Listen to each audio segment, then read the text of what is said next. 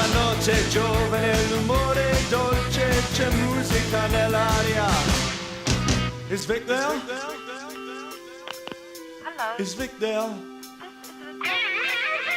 Is Vic there? Is Vic there? C'è Vic là? Is Vic there? Is Vic there? Is Vic there? Is Vic there?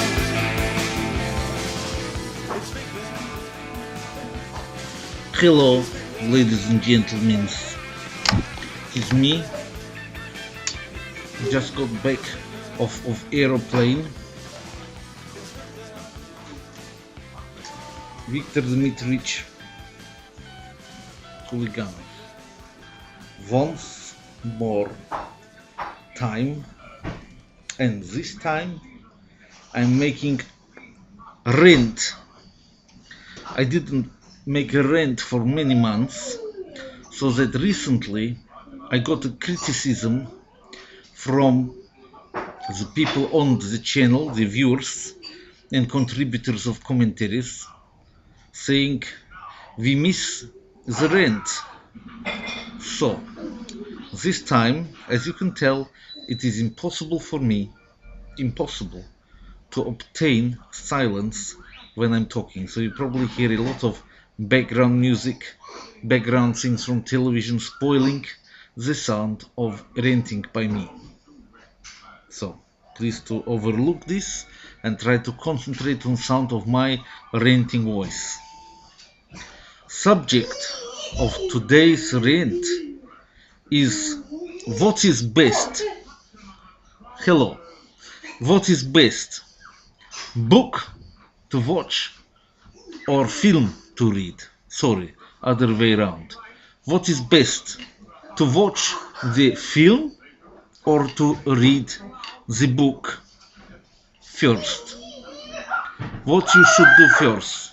Imagine that there is film coming out, is film of a famous book, and you didn't already read this book.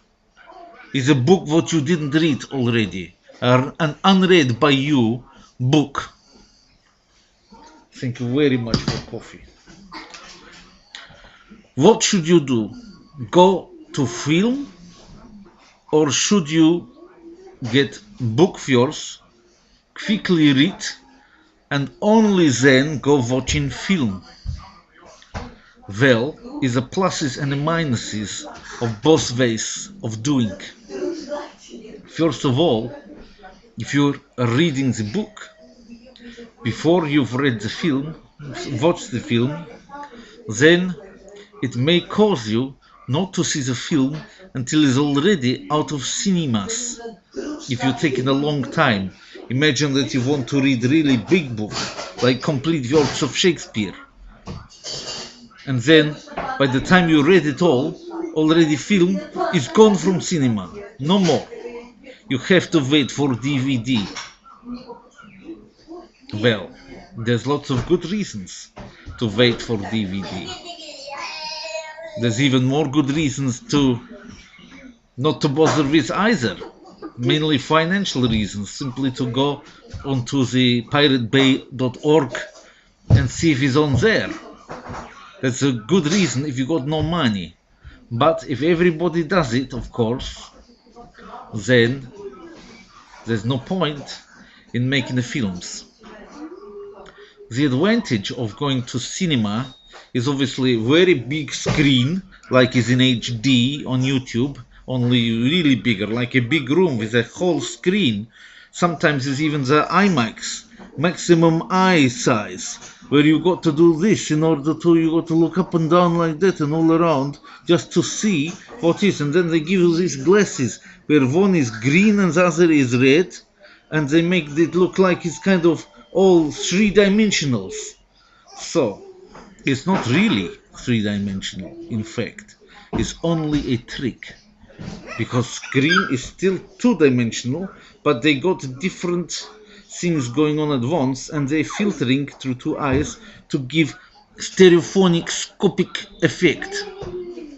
which mean you look like you're seeing it in reality, with different things going backwards and forwards like that. So, basically, if you want to go to cinema, you will have an advantage over watching on DVD because you will be part of an event. You can take somebody along, you can pay a lot of money, and you can get popcorns, and you can get Coca-Cola or Pepsi-Cola. Very rarely you can get both in any cinema, depends which mafia they are in. And then you can get these little picks and mixing sweets, you know, where you get them weighed at the end, and it costs much more than normal sweets. But even normal sweets cost a lot more at the cinema than if you buy them in somewhere else, Woolworths or something. No, you can't do that because it went bust, of course. Obviously, the sweets weren't expensive enough. But if you buy in a normal supermarket drinks and sweets and things, and you smuggle them in the pocket into the cinema, and they don't check your pockets yet going into cinema. They check if you got a camera to film the film. Then they kind of looking at you through the infrared in their funny glasses, saying, "Is he making a film of the film? I will go down and grab his camera." So, my advice to you is to be very careful if you want to do that, because they're watching you through even more technological things than you're watching onto the film. So you will probably lose your camera and be banned from cinema. Didn't happen to me because I didn't try to do it. I know my limits, as it were. So, anyway, if you want to go to cinema and really support the film industry, then do it that way. Pay to see the film, but why to pay for popcorn and all this other shit? You can simply take in your pockets, big pockets, you can take stuff what you bought in cheaper place into the inside of the cinema. But please, one special request from me: not good idea to take into cinema chewing gums, sitting there chewing, and then after a while you get kind of the point into, you think, oh, I've been chewing this for half an hour, it's not so pleasant now, I want to spit out. And then you just spit out the chewing gum and off it goes into the person 3 or 4 seats ahead. And that's not nice, because first of all, to get somebody's chewed up chewing gum like on your face or in your ear or something, that's not nice. It can also spread diseases. But even worse is if you're sitting back and you sit with your suit onto a chewed up chewing gum. It's very difficult to get out of your clothing afterwards. It's not pleasant at all. So please, if you're eating anything of your own what you brought into the cinema, please do not do it with chewing gums. Also, please, if you're in cinema, not to tear the upholstery of the seats. This is a very bad habit, because afterwards, when you're sitting there and you're watching the film, it is a little bit distracting. If in front of you there is like a little tears, and also people get their pens out and write their names on graffiti eyes on the seats in front. You mustn't do this. This is very bad. And again, they were watching you these days, and they will take your picture and say you're banned from this cinema. And they have little training courses for the cashiers, and they say, this person here, he behaved in non-kosher way in this cinema before, not allowed back. And when you go to try to buy, you will find that alert person say he's on banned list, not allowed to go into cinema, and then you will be forced to wait for DVD. So, if you do go to cinema and you do behave in a nice way, not like hooligan, you can basically enjoy the pleasure of watching film together with many other people. If you don't know which bits are funny in a film, you can find out by the fact that people around you will laugh at the funny parts, and you can join in as well, like this. And if there's any parts which are really not good or surprising, people go, you can also go like that at the same time. If you are quick, you can do it. Otherwise, everybody stopped laughing already, and you suddenly go, people will look around at you and say, well, you're a funny one, aren't you? Also, you've got to be quick to be the first one laughing. That's a special accolade. If you're the first person in the cinema who actually starts to laugh when a moment gets funny, everybody else in the room will respect you. So, but getting the timing right is very crucial. Because if you're sitting there, you see something funny, maybe you're watching Chekhov's Cherry Orchard, and you see some joke in it which you find very amusing, and you start to laugh, ha ha ha ha ha, and nobody else find the joke funny, then they might look at you and think, he's a very funny person. I don't really respect his sense of humor. He is somebody whose sense of humor is even annoying me. And then you might find that when the film is finished, they follow you out and follow you strangely down the road afterwards, looking very menacing. It's not nice. After a while, you're walking home a different way to try to get rid of them, and maybe jumping over people's walls and going through their gardens to check this person off, and they're still following you. You might turn around and confront them and say, why are you following me? What I done? And they will look at you and say, just don't do it again, not if you see me in the cinema at the same time. And that will be the end of it, hopefully, unless somebody really annoyed, in which case they might tase you or pull out some other weapon and hit you with, or maybe take their fists or their Dr. Martens and also make a nasty, grievous bodily harm on you, which is not nice. Okay? So, behave in the cinema, and you will enjoy the pleasure of, together with a lot of other people, watching film as a social event. So,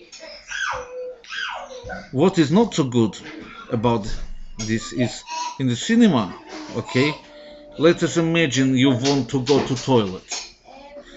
Gentlemen of a certain age, they need to go to toilet more frequently than the length of a feature film. So imagine that you need to get up and go to the toilet. You might have to make everybody else in the whole row stand up, sit down, stand up, sit down. It's very annoying as well for other people and embarrassing for you, because all of a sudden everybody know you got a problem with your procreate, whatever it is.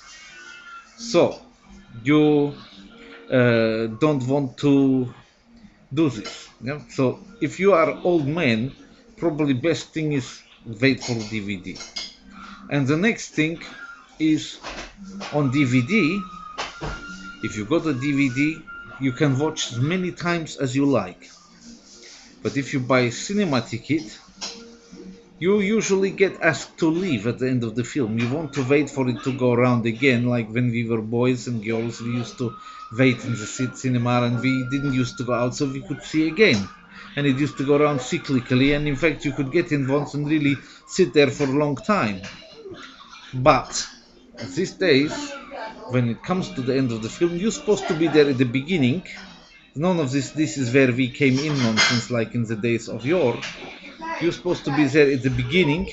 You're supposed to watch 20 minutes of adverts, and then get to the end of the film, you have got to leave. And you say, well, I'm sorry, but I slept through half of it. I need to see the next turn. Otherwise, I don't feel like I've seen it. I didn't get my money, yours. And they will say, hard shits. You are paying for one screen of this film. You saw your screen. Now, please make it a walking out. And you will have to leave the room. Especially if it's the latest one and it's already midnight. No sitting there, they really don't like it. So, basically,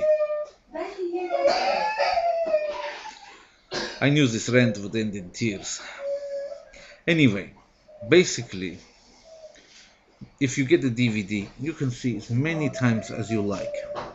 You can watch it, you can copy it, you can lend it to friends, not if it's legal or not. You can get a lot of people around your house and show to them for nothing. I suppose they tell you that you're not supposed to, but they don't mean it. Or if they do, what can they do about it? Not a great deal.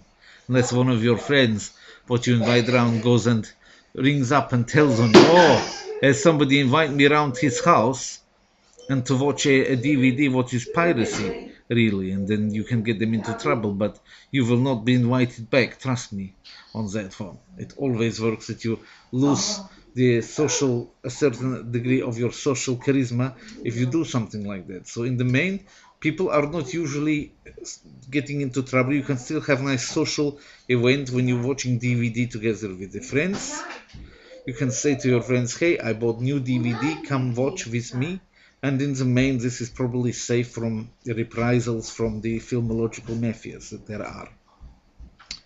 If, of course, you don't want to do it like that, you can always put a big screen up and watch Huliganov on your big screens. I know some people actually have this Huliganov parties where they're actually watching Huliganov ranting, doing Russian lesson, doing comedy, and they actually invite their friends around, and this really happens. Somebody wrote to me that they do this. Okay, so if you're watching now, hello, have a nice evening. Glad to see you watching me, but I can't actually see you. I just know that in theory you could be, because somebody told me you do this. So, okay, you're very welcome. Anyway, if you want to watch DVD, you can see many times, but also you can watch in different languages. If you buy, but one thing you ought to be very careful with the coding, because in different parts of the world, they take the DVD and they make it different codings. Because they think that if you are a person, you belong in this little place here or this little place there, and that's where you belong. You can't take your property just freely everywhere you like, because they say you belong. If you are this person, if you are American, you belong in America. And if you are English, you belong in European Union, but you can't go anywhere else because different coding. If you are Russian, you got a special Russian coding, you can't use it anywhere else. But if you're Russian, of course, you have uncoded DVDs anyway, because that's what they got in Russia. Very good. But assuming that you are not Gordon Brown, who gets given by his friend Obama Ben Barack or whatever his name is, he gets given American coded DVDs for presents, and he doesn't know what to do with them because he's got a European coded DVD player at home. If you're not Gordon Brown, you have the DVD in the same code you can play in your own player, then you can watch again and again. Sometimes there's other language versions in there. You can put subtitles in, different audio tracks in, different dubbings and what have you. It's all on there. This can be very, very useful tool for language learner. Why? Because it's not a stressful way. It's a way of having a contact time with the language without the stress. So obviously you can't do the gold list at the same time as watching a film because you tend to lose track of the plot. But you can use it towards activation of things which are already learned. Or you can also find this a way of supplementing all this and learning a new vocabulary along the way, because you see these things, you can see the subtitle underneath, listen to the original, or listen to it in your language and read the subtitle is also a good way to do it, or you can mix and mash it. So, and it's a very good way. In fact, it's like your own little personal language lab. We used to have language labs in universities for learning languages. Now you just need a DVD player and a few internationally purchased DVDs of films. It's your own language lab, and better interesting stuff than used to be in the language labs what I had as a student. So that's another advantage of having the DVD. But I still didn't answer the question, what is best, to watch film or first to read the book? And I'm telling, for me, is answer very plain and simple. To read the book needs more time than to watch the film. It's more a challenge. Some books with the film are actually not really worth a great read, but the film somehow is more than the book. But it's rare. Generally speaking, the book has more detail, more thought, more sidelines, more versatility of addressing your imagination than the film has. In fact, the book leaves a lot of it to you, addresses your imagination, but leaves your imagination to fill in the blanks. So, you get presented with a literary character in a book, or a situation in a book, and you must, within your brain, produce an image. Well, I say you must, you will produce an image of the person. It may be that you extend yourself into one of the characters in the book, and extend somebody else or a version of somebody else of your acquaintance into one of the other characters, so that you've roughly got your imagination starts working, and you're putting people that you know from life, or people that you've seen on other films. If you imagine, oh, this role would be good for such and such, you can actually, you are your own director. You become your own film director reading the book, and the cinema is inside your own brain. It's very good for your intellect to do this. If you cannot do it, if you don't really know what I'm talking about, then I'm sorry, but you're probably functionally illiterate. So basically, that's what you should do first. Because if you go to the film first and then go to the book, that's it. They've given you the characters. When people first read the Harry Potter book, it became fantastic, great. Harry Potter, nobody thought this Daniel boy in their head, because nobody saw him yet. So everybody had in their head what Harry Potter looked like. I'm using literature which not everybody rates. Not everybody rates Harry Potter. I think it's quite well written, and obviously it had been very successful, and I think that it is, in all fairness, it is worth reading. Even if you are an adult, it is perfectly worth to read it. Okay, it brings up certain occultish ideas you have to be guarded against, no doubt, but I don't think it's right for us to kind of be all scaredy-catty about it and worry about it. Okay, we have to be mature about it. So basically, when you read it, maybe part one, you don't yet see the film, you have your own little Harry Potter in your head. Then you're seeing number two, you're doing number two reading, and this your own Harry Potter is in head.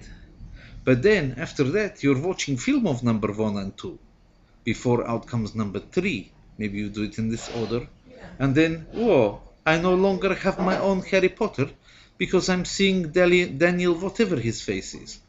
I'm seeing this actor instead of my own person. So I no longer have my own personal version. I have Daniel what his name, Radcliffe or whatever, instead of the real, my version of how I reacted to the character of Harry in the book. I'm using that just because it's a popular book, but you can say this of any book. You can say this of Bourne trilogy.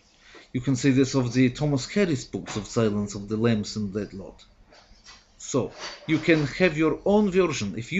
Not many people, of course, knew about Hannibal Lecter before Silence of the Lambs film. Not so many people knew. So most people started to read Thomas Harris, or to take the Thomas Harris audiobooks read by the author. I can thoroughly recommend. He is making very good own readings of his own works. You should look them up if you don't have them. And then you have already, whether you're reading it or listening to the audiobook, you have your image. And then when the film comes along, then you can compare. And it also becomes interesting to see, well, I never really imagined that Mr. J. L. Matticone looked like this.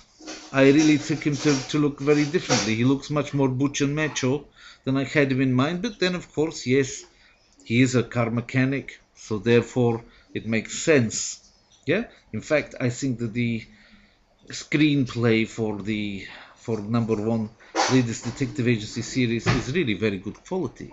It was really, because it's hard to imagine.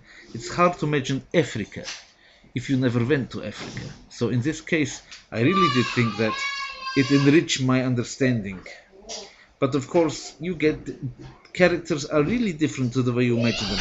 I didn't really imagine Precious Ramotswe to look like this. Of course, it's very similar to the description in the book, but I had another image, and I had especially a different image of Grace Mukutsi, for example, than this actress. But those actresses and actors in this are perfectly good. They're very well chosen, in my opinion. I very much recommend. Of all the times when I've seen books being put onto the screen, it's one of the best I've seen, seriously. But still, it's robbing you if you see that film before you've read those books. So first to read the book, or even better, you should definitely, I don't know if I got any right with me here, but you should definitely get, oh, there is one. This series, which is, it started obviously in Asher, now it started off on Time Warner, I can't say Warner because they keep on smashing up my videos, but it's in Time Warner is this one, and later it went to Ashet.